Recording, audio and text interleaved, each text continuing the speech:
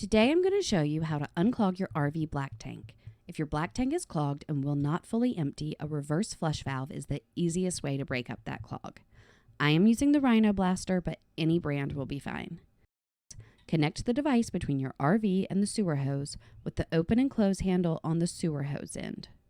Connect your flushing hose to the device, close the valve on the device, and open the black tank valve on your RV.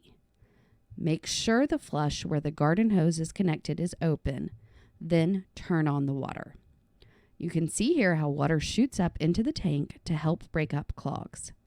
Either have someone inside the RV monitoring the tank sensor or use a water meter to ensure you do not overfill the tank. Once the tank is close to full, shut off the water. Open the valve and let the tank empty. Pay close attention to what is coming out and repeat until the water coming out is completely clear. This will break most clogs, but if you are unsuccessful, you can also try a tank rinser which shoots water down the toilet. I'll include a link with more info below. Happy camping!